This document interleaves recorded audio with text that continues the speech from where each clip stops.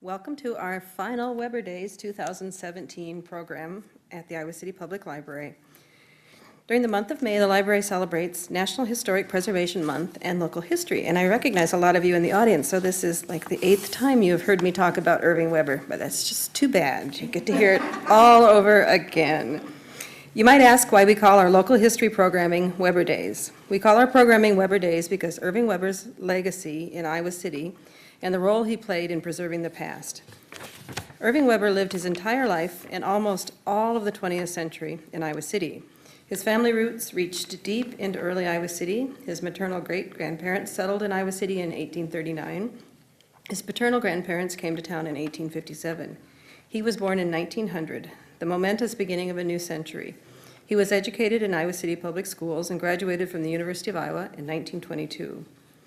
Irving Weber is remembered for many things. He was the University of Iowa's first All-American swimmer. He founded Quality Check Dairies and served as its president until his retirement in 1966. He was an active member of the Iowa City Host Noon Lions Club and was local school board president from 1952 to 1953. In 1994, Irving B. Weber Elementary School was named in his honor. Irving Weber may be most remembered, however, for the over 800 articles he wrote for the Iowa City Press Citizen beginning in 1973. He told what it was like to grow up in Iowa City, the best places to buy penny candy, the joys of cooling off in Melrose Lake in the summer, and of sledding parties on closed-off streets. He recorded for future generations the story of Iowa City as no one else could. In 1989, in gratitude for his work in recording local history, Irving B. Weber was named Iowa City's official historian.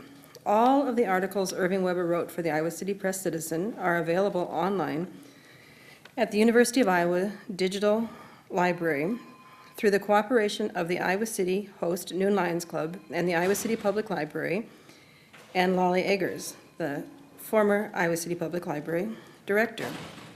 All 8 copies of his book, which are to my right, are available at the library. And until this year, even though we've done Irving Weber Days for years and years and years, I had never displayed all of the Irving Weber books face out before. And it was a very pleasant surprise to find that each of the pictures on each of the separate volumes of Irving Weber books are different. And then last week, I found out that Doug Russell took the picture of Irving Weber on volume 7 in front of the little cabin that's a recreation of one of the first cabins in Iowa City. So lots and lots of lore just there in the pictures of Irving B. Weber on Iowa City history stories. You can also read all of the articles, including the ones that aren't included in those 8 volumes, online or here at the library. If we've piqued your interest in local history or exploring your family's history, try the local history quiz on the first floor of the library. And today's the last day for it for this year. So after this is over, rush out, test your Iowa City history acumen, or take a trip upstairs. The second floor, or the penthouse, as we like to call it, has many fascinating titles on Iowa City and Johnson County history, as well as materials on how to research your family story.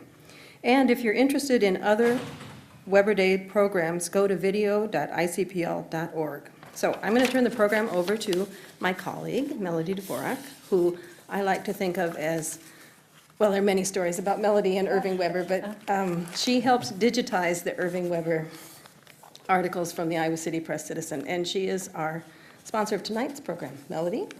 Thank you very much. And Maeve, can you make sure that door is unlocked? I'll unlock it. Okay, perfect. Thank you. All right, well, thank you for everybody for making it out tonight. We're here to talk about the history of an independent publisher, Little Village, in Iowa City. Little Village was launched in 2001 as an outgrowth of the Icon. It has survived, and in my opinion, thrived, through 5 separate publishers: Todd Kimm, Elisa Van Winkle, Kevin Kopis, Andrew Sherburne over here, and Matt Steele. So I was lucky to witness much of this history, playing one editorial role or another from 2005 to 2010. So naturally, I'm biased. It was an honor to be a part of this publication, and I want to see it thrive for another 15 years. So we're holding audience questions till the end, and let's get started. So the first question is easy. Please introduce yourself. Tell us a little bit about your background. What led you to journalism and publishing? Who wants to start? Chronological order or? Sure, why not? Todd, are you okay with starting? Sure. Well, I got a journalism degree here in town, and my first job was in Solon as an editor of a small-town weekly newspaper.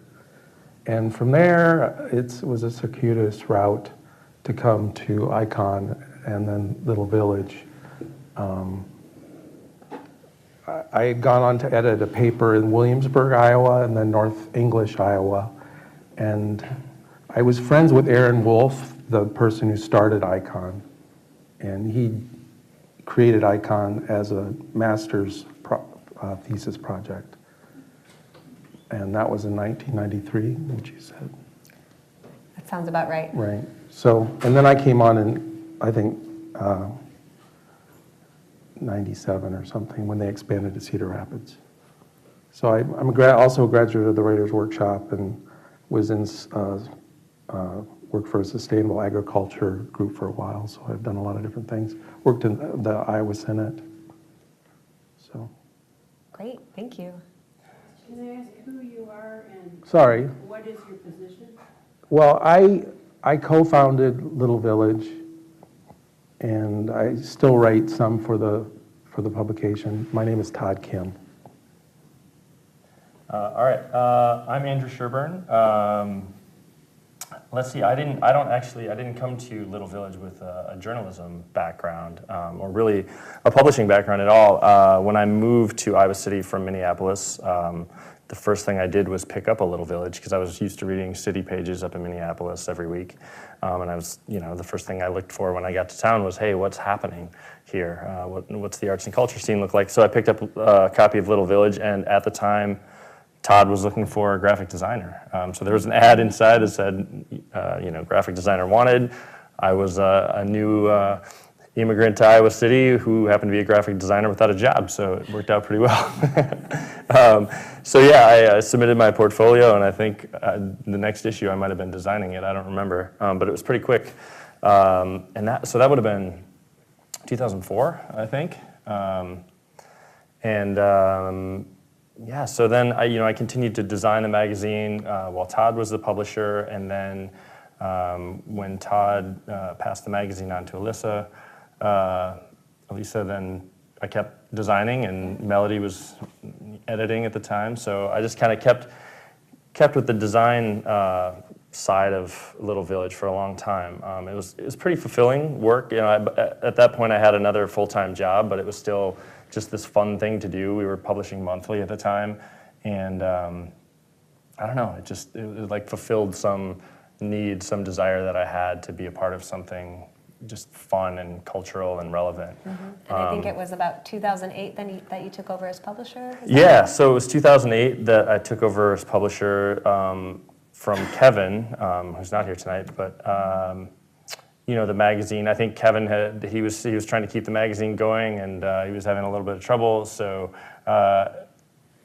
myself and Melody and a couple of other folks from Little Village's past banded together and said, we have to resurrect this thing. Mm-hmm. And I think it was Elisa Van Winkle, also Elisa now Hansen. Yeah. And then I think Andy Brody came on as an editor too at that time. So Elisa and Andy and Melody and myself, and I don't know how I got stuck with the job of publisher, but I did. I think nobody else wanted it. Nobody else wanted to be that person. We all said not it. So I said, all right, well, I'll do it.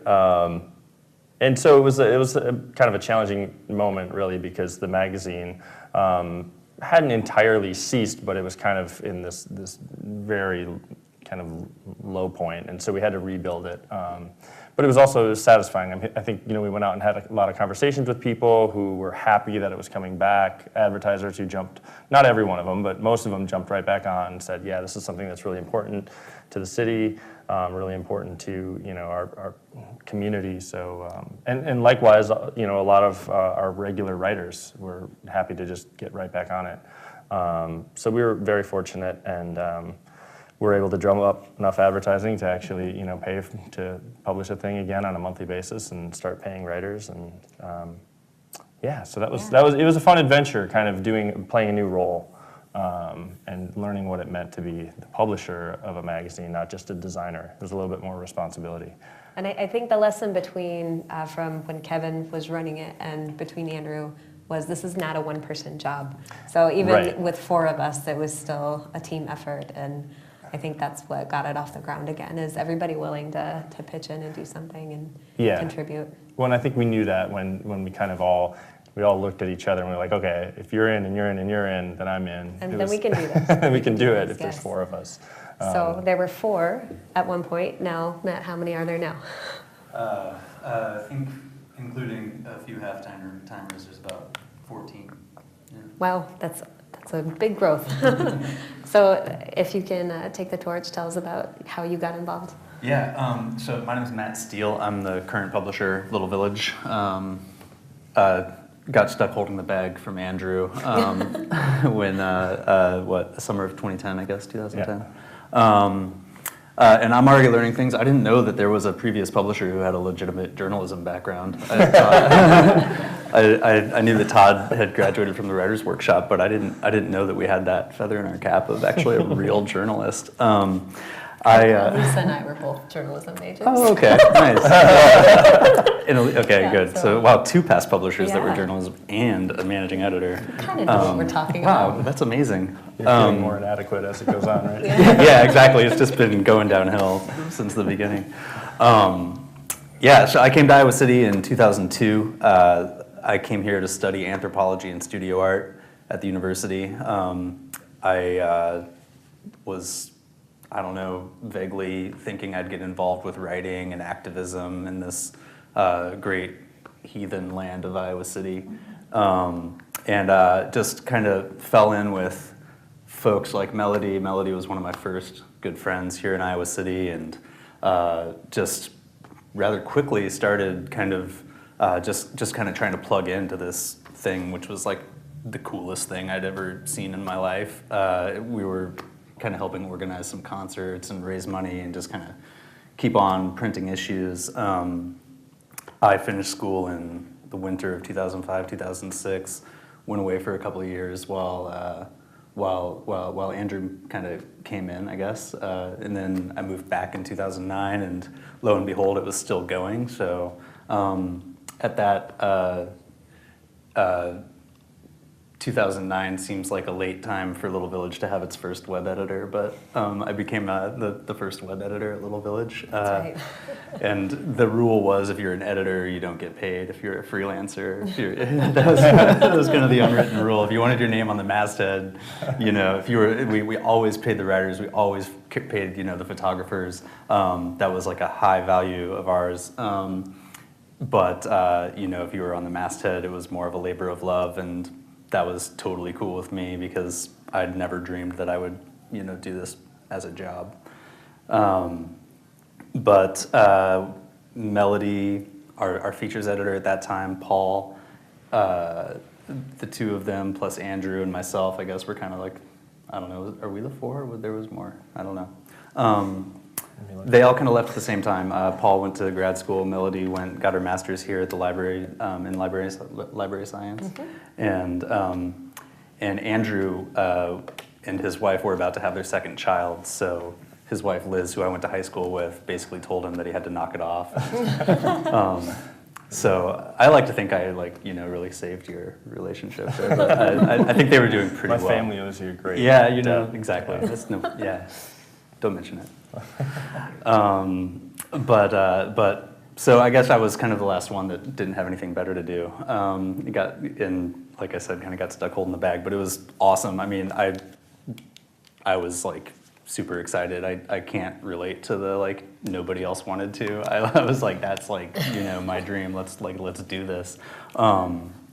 So 2010, and then a couple of years later, we went twice monthly, and that frequency increase kind of allowed us to, for the first time, have a couple of us quit our day jobs. Started with the managing editor at that time, Kate Conlow, and our digital director, Drew Bowman. And I think I kept my job for a while, but the 2 of them came on, and then by 2014 we we're starting to grow staff, and today we've got a physical location and office down on South Dubuque Street, and pretty full staff, and you know, it always seems like we want to do more, and we can never do as much as we want to do. I feel like since I've been around, like we've done like, you know, 10% of what we want to do. Like, no matter how much it increases, it's like still just like, gosh, why can't we do that other 90%? But that just means we still love it. We're still chasing it. We're still chasing that dragon, and yeah, that's I think basically my story. Awesome, thanks so much. Geneieve? Sure, yeah, I'm Geneieve Trainor. I'm the arts editor currently at Little Village. I came on a couple years back. I started out writing about theater and eventually moved up in the ranks, and just out of, I guess, my biggest passion is arts advocacy and using the arts as a way to speak to the community. And I love having the opportunity to do that through Little Village. Awesome. You're so much more succinct than me. Can I also fill in a little bit more of the early history to give credit Please to do. my two co-founders, who it was in 2001. This was the first issue. And the person who had the idea to try to come up with a publication that would fill the gap that was left by Icon was Kelly Party Cooper. He's a local musician who doesn't live in town anymore, but it was his idea. And he would have been involved, but he decided to pursue his career as a musician quite successfully, I might add. But the people who I started it with were Andrea Green, who sold ads, and we didn't have any money, startup money at all. She sold all the ads on spec, and that's what we did our first issue with, which is, like, I think, kind of unusual. And we didn't have a business plan either, which may have been. It didn't hurt us at the beginning, but I think it hurt us at the end. We didn't really have a plan, so it just kind of meandered for a while. And the other person was Beth Oxler, and she was our last graphic designer at Icon. And she stayed with us for quite a while, quite a few years. But eventually Andrea and Beth decided that they wanted to pursue other things, so it was just me and then really dedicated freelancers, and like you, and so that's what happened, basically. And the title came from Beth's husband, Dave Zolo. It's the title of a blues song by Sonny Boy Williamson, and we batted around some names for a while, but that's the one we settled on. Yeah, I think it that's still good works. history, yeah, definitely. And we're in Iowa City and a little village, Yeah. and it always seems like it's gone hand in hand. And it's been my experience too that the contributors and columnists have always been really dedicated, and they didn't care if they didn't get a paycheck for a month or three. But it was, and for me personally, it felt like it was good to keep this publication around because everybody likes that arts and culture scene, and it's important to the soul of the town. I always thought I need something like the Reader in Chicago, or I'm from Omaha, so we had the Omaha Reader, and having an independent publication really made it feel like this town was worth staying in for me. So I asked everybody to pull an issue out. We saw the first issue. Todd, can you hold it up? Yep. So that's the first issue that we had, right? Yeah, that's the first. So we heard a little bit about the background of this first issue and getting it launched. Can people talk about what made them pull out the issue that they picked from the archive here in the library? What were your favorite memories, successes, failures? I can go first if no one else wants to. Mine's a little embarrassing though, so. All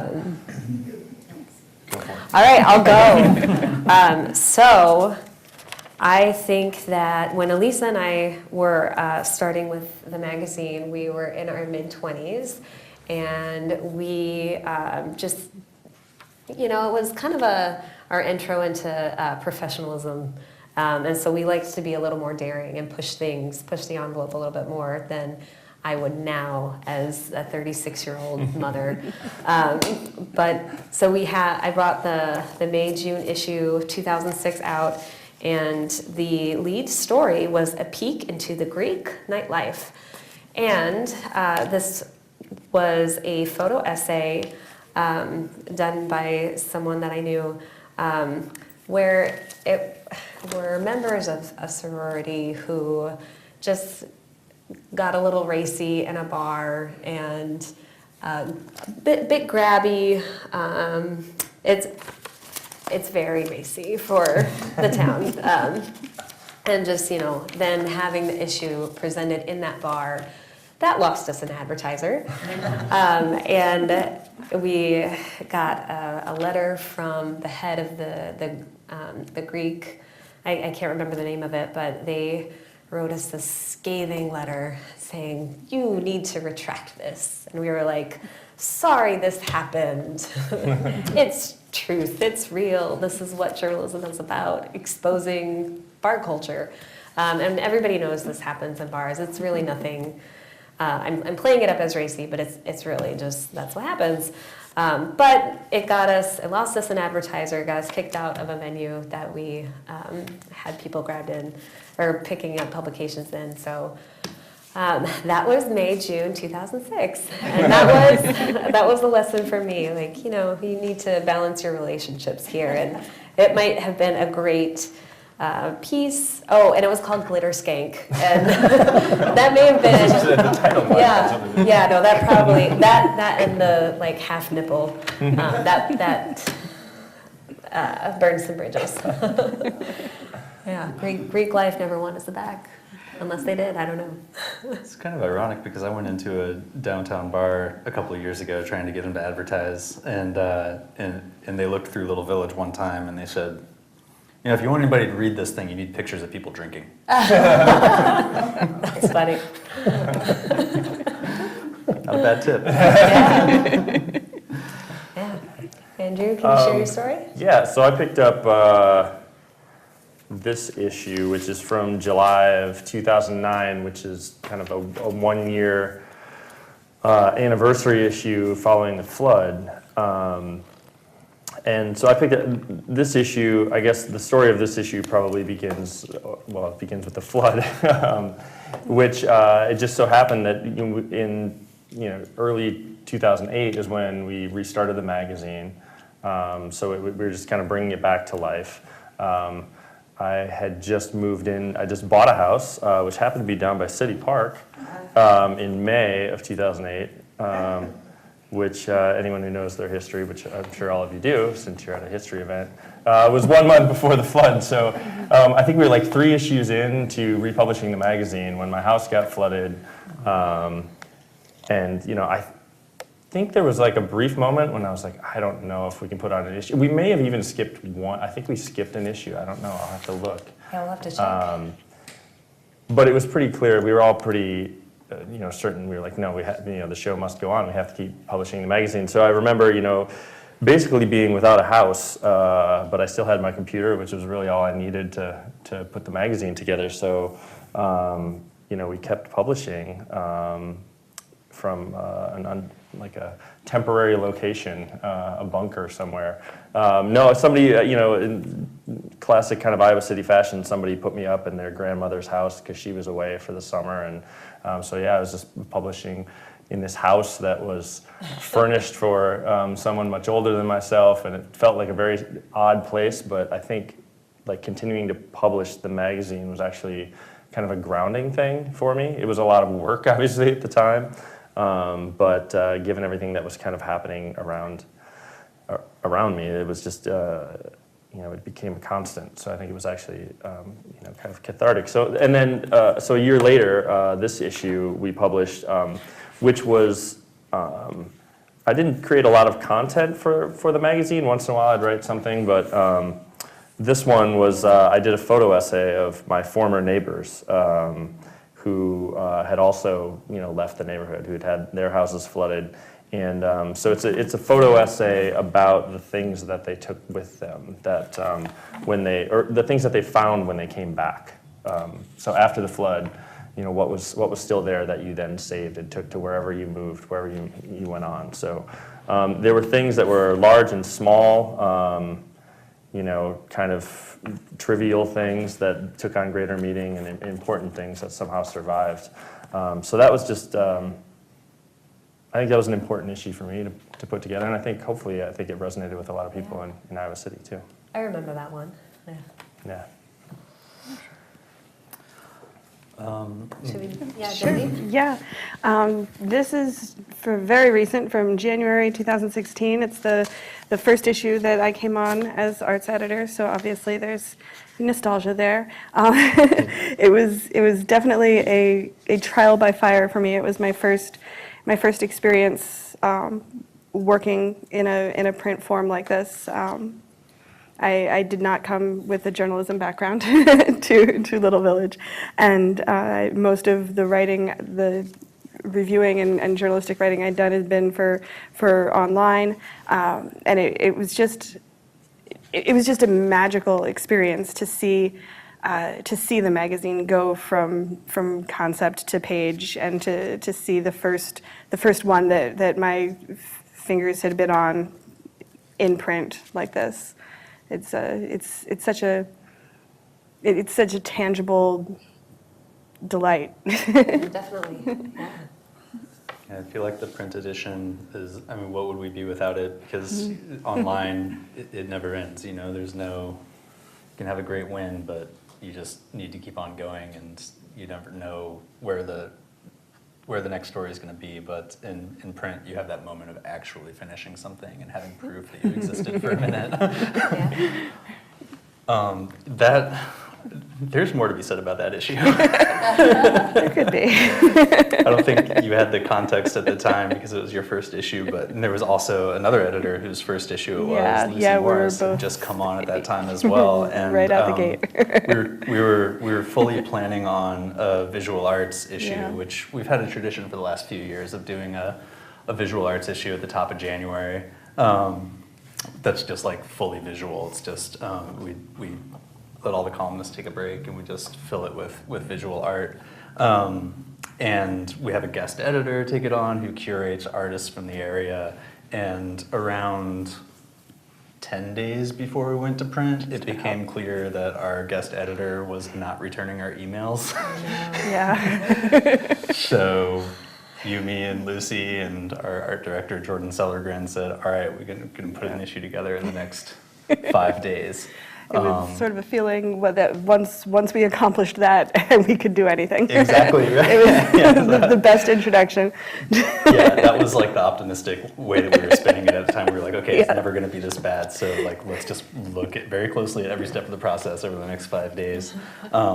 So we took an angle. The Iowa Arts Council had just announced their 2016 grant recipients. So we looked at the list of grant recipients and we picked 5 that represented a variety geographically and kind of in media, including dance and film, and actually Andrew's most recent, I don't know about most recent, but the one, well, yeah, yeah, definitely just released, or pending release at the, 2 weeks, yeah.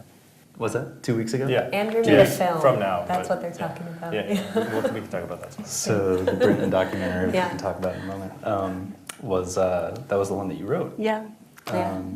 And I wrote one about a Des Moines project called No Justice, and Lucy wrote one, and I don't know who else, but yeah, made the So- issue happen. Tell us about what you picked. All right, I picked a few things. I wanted to hear Melody talk about this one, which also I think lost us some locations and everything. Hy-Vee, I think. Hy-Vee, this is the one that cost us Hy-Vee. Well, Okay. maybe. I don't know if they stopped No. advertising, but I did think we looked at it and we were like, we can't put this in Hy-Vee. Because it has the word dick on the front. And the other funny story is we used a low-res photo, and that's when I learned about how you shouldn't use low-res photos. But it was good because it had the word dick on the front. So it was like, you win some, you lose some when you're trying to be racy. But, please keep going. Sure. I grabbed this one because it was my first cover story. This was about Tomas Lazansky had just had his catalog, hardbound catalog, came out, and so kind of wrote about the history of. I'm a big printmaking fan, and so I wrote about him. And the funny one, this one came out like the week before he had his reception at his studio on South Clinton Street, which he was kind enough to invite me to, and he was very pleased with the cover, and he told me that he was very sure it was the greatest cover in the history of Little Village. I grabbed this one about the Occupy Iowa City encampment over on College Green Park. Can you tell the dates of what you're holding? Oh yeah, sure. This was May 2011, and this is November 2011. I guess I was thinking about Iowa City as part of broader cultural movements, and kind of appreciate Little Village's ability to go in between the hyperlocal and the more international contextual. I think the Iowa City audiences, do want to think and talk about national and international issues, even while our mandate is kind of to advocate for the very local. So it's just kind of an example of Iowa City participating in broader cultural issues. And then I just kind of pulled this one out because I wanted to look at it. It was our 10th anniversary issue, which was 1 year after I became publisher, and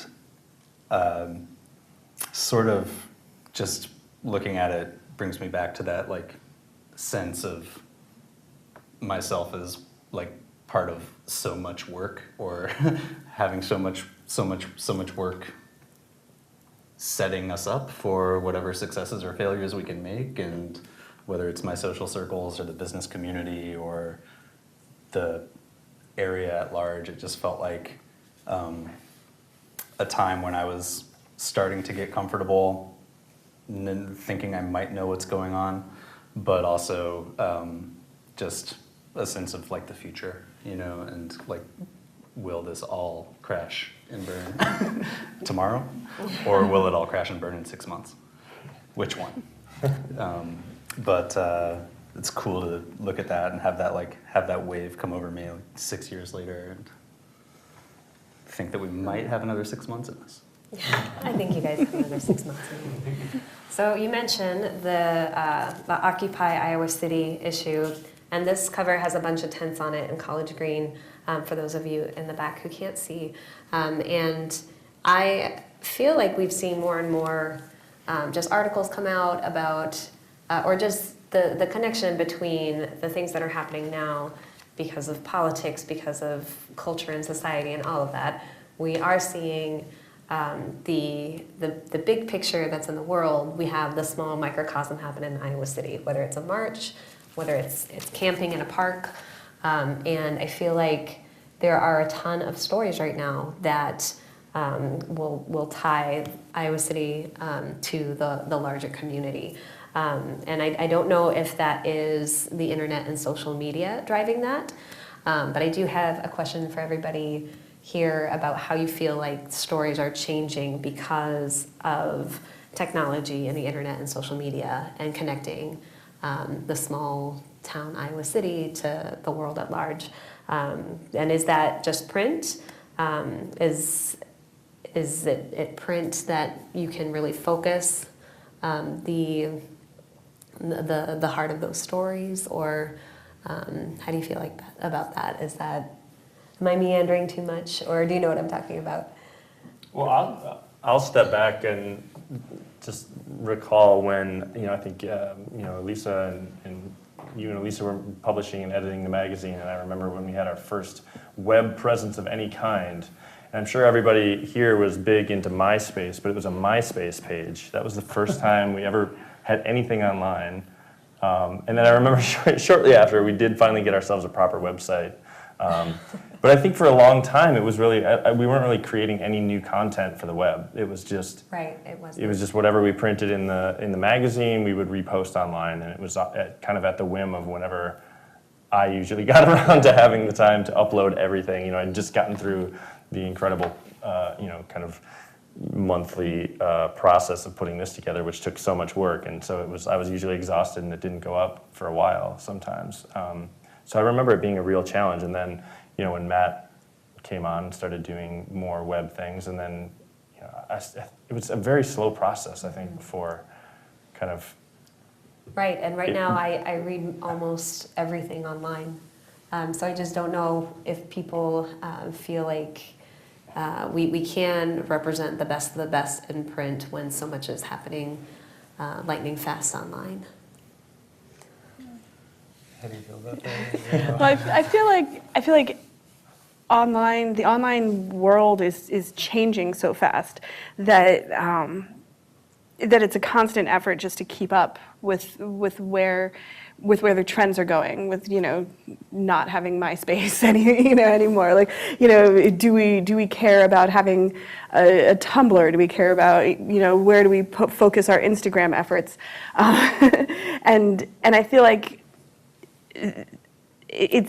you have to chase it because you have to stay up to date, but print gives you the ability to sort of breathe, and it gives you the ability to take those connections between the microcosm and the larger world and give a deeper dive than is possible when you're chasing the newest of the new online.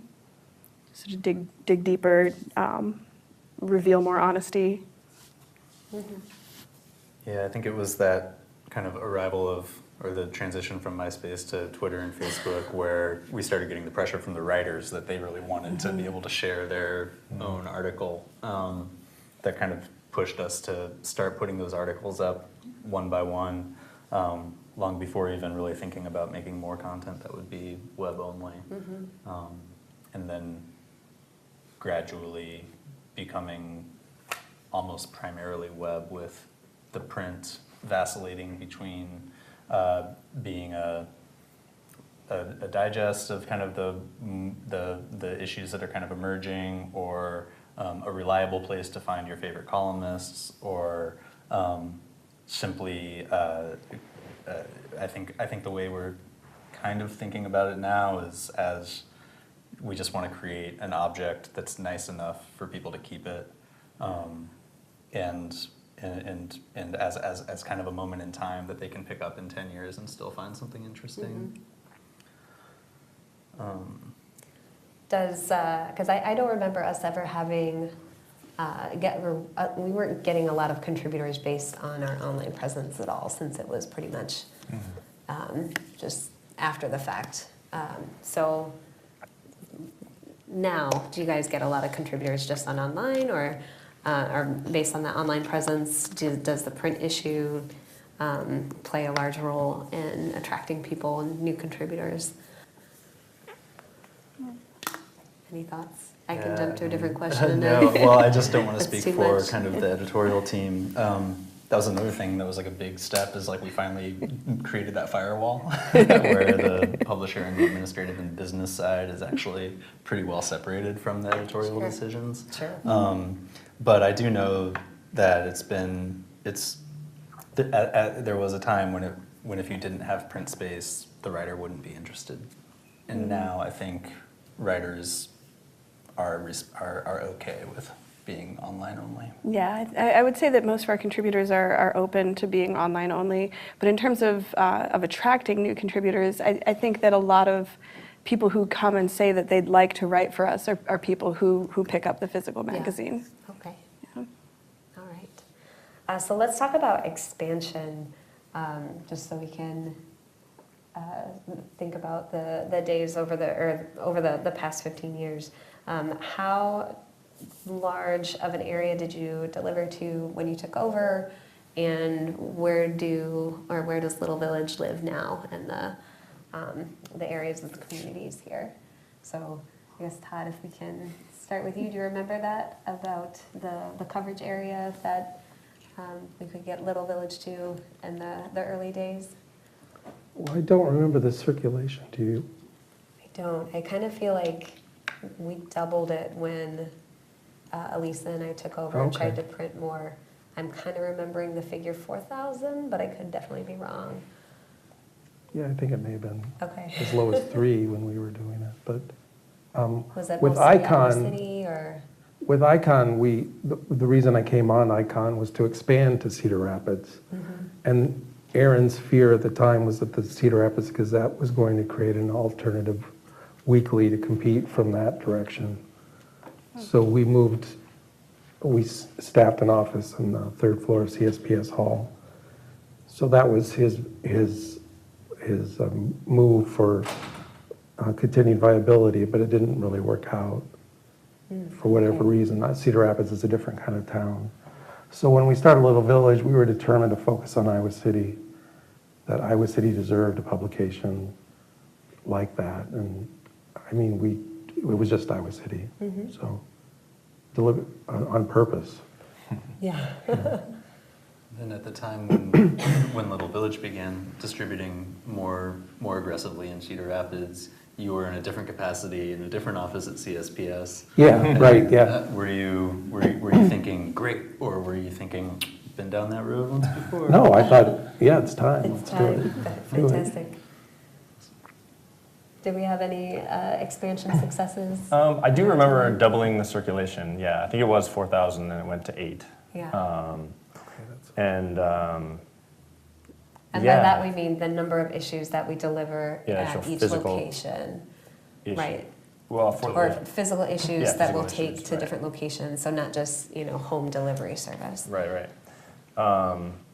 So I don't, I can't remember who was doing delivery when Elisa was publishing, but when we kind of rebooted the magazine, somehow one of the duties of the publisher was also distribution, or at least we didn't have the money to hire somebody else to do it. So I remember going, when the issue was done, we'd send it to press, and that'd be a huge relief. And then like a day later, I'd be like, okay, now I got to go pick this thing up. So I'd drive to Marengo and I'd fill up. I had a Toyota Camry, and I would have to fill up every inch of the back seat, every inch of the trunk, and I'd have to put some in the front seat. And it was like, the shocks just kind of all the way down. And then my gas mileage on the way back from Marengo, I'm sure, was much worse. But I would I would go first thing in the morning and pick them up and try to get rid of as many as I could, like on my way back into Iowa City. So I'd do, North Liberty and Coralville, and kind of, the western side, and then kind of get into Iowa City. And at that point, usually I could, once I got to downtown, I could kind of park the car and start delivering them by hand. And it was always nice to get out of the car and start walking around. And there's so many spots downtown too that, it was fun to just kind of carry them around and see people I know, say hello. People would get excited usually when you bring the new issues, and they'd be like, oh yeah, hand me one. And so that was always fun. But yeah, it was this kind of constant like evaluating of like you'd go to a drop-off spot and you'd look at how many do they have left from the month before, and if I did a good job, if I like had the right count, then there wouldn't be hardly any left after a month. It would be down to like the last 2 or 3. So then I don't know, it just became this thing that I hadn't memorized. Those numbers are long gone, but for a while I probably knew like how many, like this place gets 20, this place gets 25, this place gets 50, this place only needs 10, which is kind of a weird thing to have in my head, but I don't know, it just became so routine. There are the little gifts that Yeah. distribution gives us. And Yeah. But it was fun. It was also a way that, for me, to really get to know kind of the broader community, because I did spend most of my time in downtown Iowa City, and it helped, I think, have a better understanding of, how, as our community was growing, and Coralville was growing, North Liberty was growing, and that was all becoming kind of more and more one area, and Solon even, it was a good way to get to know people and places. Definitely. So any thoughts on coverage and expansion? You can also talk about expanding to a new building if you'd like. Yeah, I just have such a vivid memory of riding around in the car with Andrew when I became publisher, and like learning the distribution route and writing those numbers next to every publication. And then that being like one of a real big point of pride for me in those first few months. Well, maybe only the first month. It wore off, but no. It was always really rewarding to go around and deliver that object that we just poured our heart and soul into, and we managed to get out. And you have a few of those places every time that's just super excited. They've got the really bored teenager at the front desk that is like, it made their week that the little village arrived. And we were monthly, so it was like there were long gaps between issues, so they were very much ready for it. But yeah, so I think maybe it was 8,000 when I started, and pretty quickly went up to 10,000, and then went up to 10,000 twice a month. So we had a lot of pressure to find new locations to make sure they could go through that many issues in half the time. But yeah, we tracked all that. We steadily improved our tracking of all that information and data, and now we have it kind of mapped and digitized. And I started to understand how important that was to larger advertising clients, to be able to say exactly how many copies go to every zip code in the area, and be able to report back on returns numbers and things like that. So that was part of the business growth, getting that locked in a little bit tighter. And yeah, the biggest, I think, strategic move was the idea of adding Cedar Rapids to the masthead, and making that commitment to the community in Cedar Rapids, that we were going to represent this as a single community. And I don't know, I mean, I try to work up in Cedar Rapids about 1 day a week, and I hope that community feels well served. I think they will increasingly. Our news director resides in Cedar Rapids. Our marketing coordinator resides in Cedar Rapids. So we're becoming a little bit more organically evenly split. And I do think that it's just kind of the truth of the local economy, that so many of our core stakeholders are dependent on increasing the market size to be able to count on Cedar Rapids audiences for the show you're worried about at the Englert, or and vice versa. The community, maybe Todd can speak to this from his experience at CSPS. We'd all love to have all of us doing difficult, semi-ambitious arts programming need to try to find a way to have a larger market size than just the downtown core. So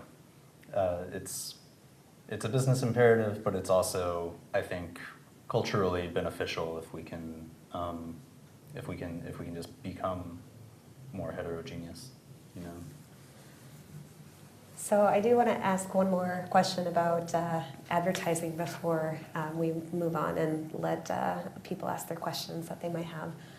So who loves advertising? Who hates it? Who thinks it's content?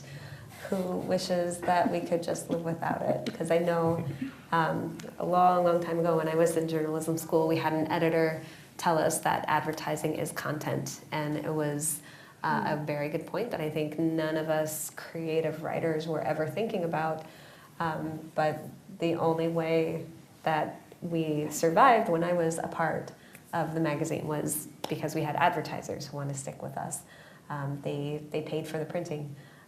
So let's talk about advertisers, and what are some good things about it, and what are the struggles or the challenges when you were a part of the magazine? Well, I just want to say that, I mean, we started Little Village in part to serve the independent, locally owned business in town. Okay. And I see you guys are still doing that, so that's wonderful. And I might feel different about advertising than some other type of publication, but in a publication like Little Village, the ads are just as interesting, just as graphically interesting.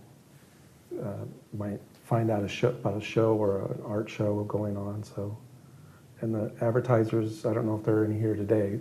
They're in our community, but they in addition to the freelancers, it's the advertisers who've made Little Village possible, inspired it really, because I mean, another thing that you guys have been able to do is keep this through line of the philosophy of Little Village, which was to serve the local, the small scale, the sustainable, And Tom Steen, who's in the audience, he was one of our first columnists, and he still is, I think, with You Are Here.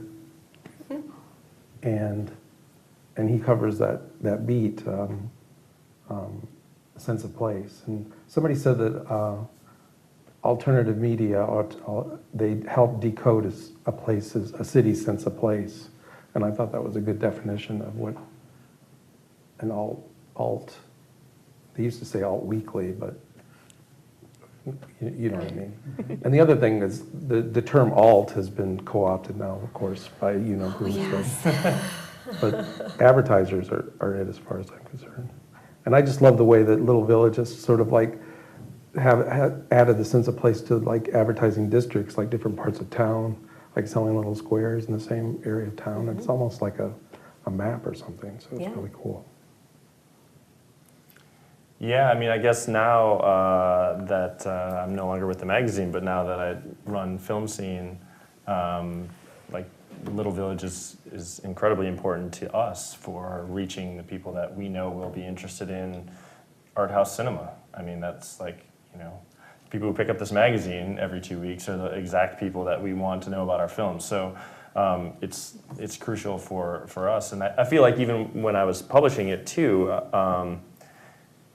it's just a great way to, again, the very first time I picked up the magazine, over a decade ago, was to find out what was happening in town. And so you want to see the music venues and the, arts venues and the movie theaters, and you want to see what they're doing, and you want to see what your local businesses have to offer. You want to see, what's New Pioneer Co-op up to. There are local food stores, or, there's so many places. What's the library doing?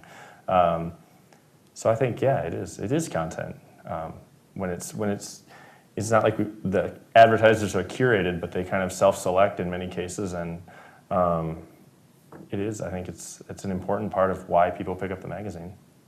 Yeah, right. All right, over here.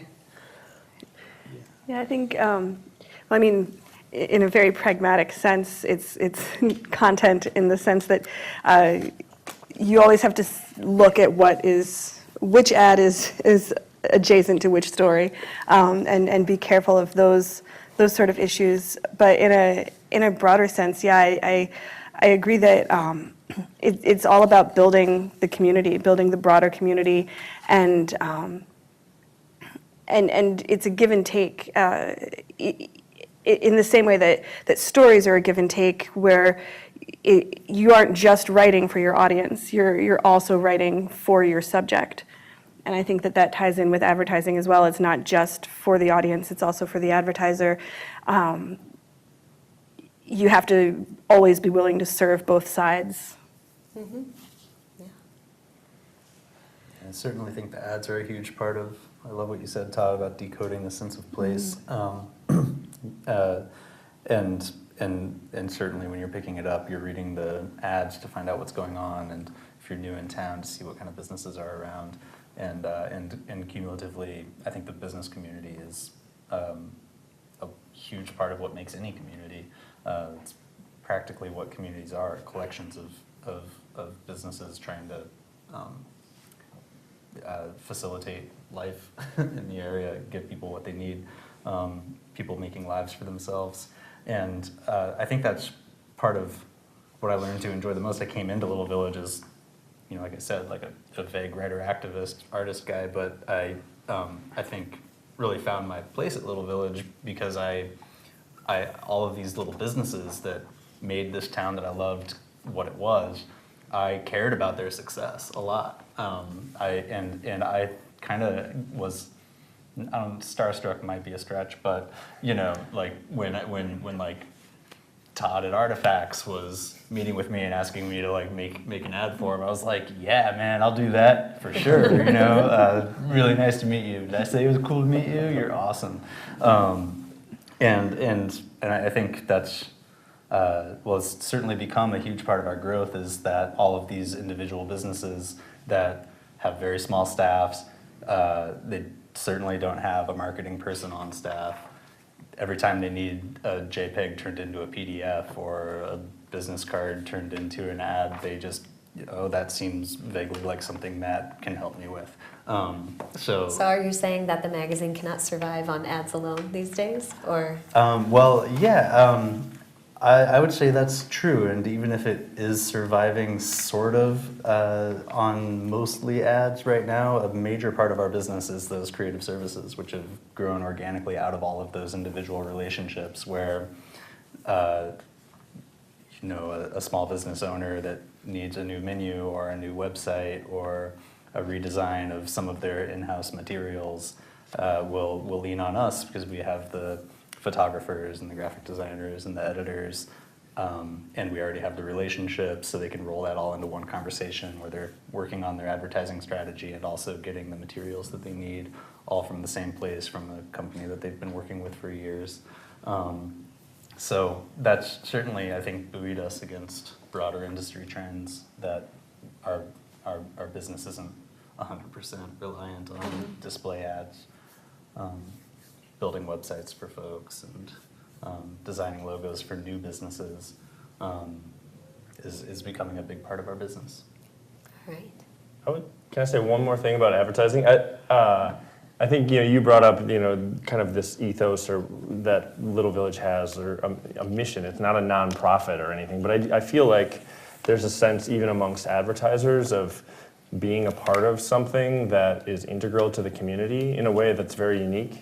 It is a free magazine, so obviously advertising is important, and I think there's some sense of maybe not responsibility, but ownership or involvement that advertisers have, where it's like proud to be a part of this in a way that's maybe different than other advertising opportunities.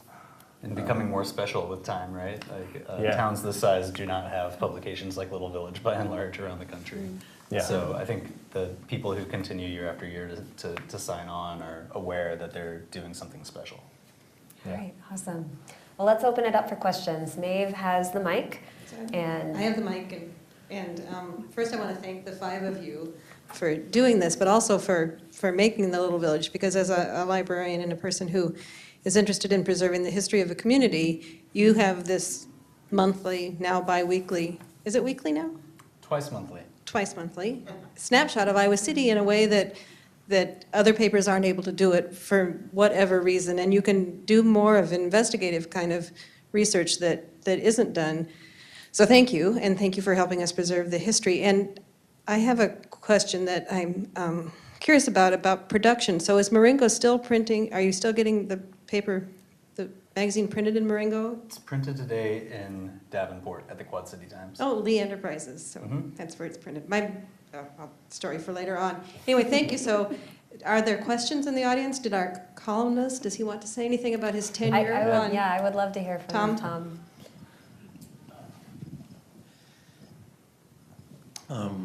Thank you. I wasn't planning to speak or anything. I'm Tom Dean. I've done the You Are Here column in Little Village since almost the beginning, I think.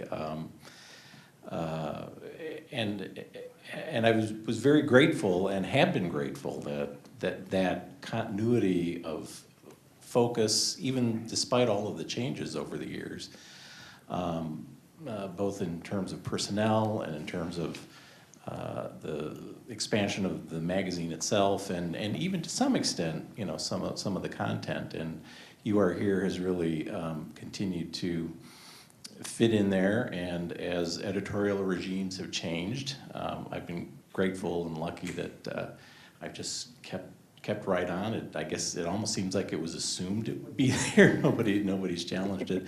The column really focuses on this idea of sense of place and living in community and what it means to live in community and place. And I went to graduate school in English here at the university, and we moved back in 1999. So I think it was a couple years later. We hadn't been back that long, and I was reading an essay at the Harvest Lecture, which was an annual event that Steve Semkin put together, who's the publisher of Ice Cube Press. And I think that would have been the fall of 2001, which was about when Little Village started. And Todd came up after that and said, "I like what you did there."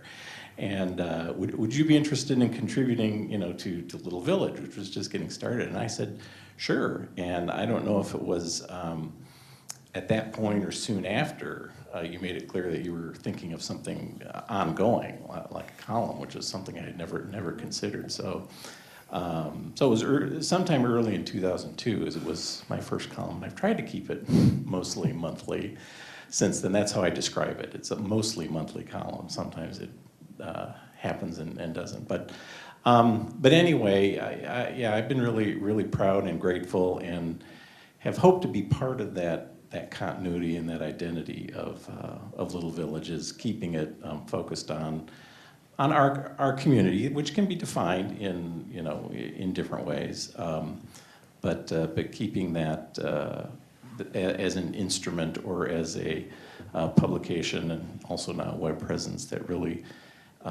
helps us think about what it means to live in community and place. I want to say that I used an example from Tom's column about 8 to 10 years ago when I was drafting up comments about the changing downtown Ped Mall. The city manager that was asking for responses about the plans, and I wrote our library director saying, look at this column, the best third place that Tom Dean wrote several years ago. He was president of the library board at that time. Well, still. I said, don't fill our Ped Mall just with patio seating. I need just a table to eat lunch at, and just having people congregate, and democracy. And I'm sure I use exclamation points, but so I feel like the column is still relevant. Do you have any other? Oh, wait, hang on. Hold on.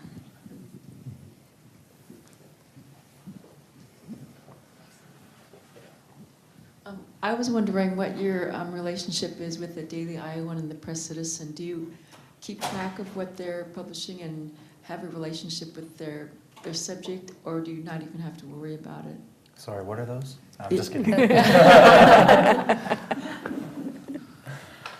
I will say that when I was an editor there, we always would tap the talent that was writing for the Daily Iowan specifically. So if you were a freelance writer, you were up for grabs for me contacting you to see if you would want to write a story, or we would welcome pitches from any student journalist, from any freelance journalist, or anybody who wanted to write a column. So I mean, we would pay attention to what has been published in the other area publications, but it did not feel like we were competing with the dailies here, the daily newspapers. Yeah, I would say that today, I guess I feel like we're distinct products that I guess I don't feel like they really compete directly with each other, even though I suppose they do, maybe just in fact, compete for advertising dollars. But the type of experience that we try to create is different from the type of experience that I think a daily, like the Daily Iowan and the Press Citizen, try to create.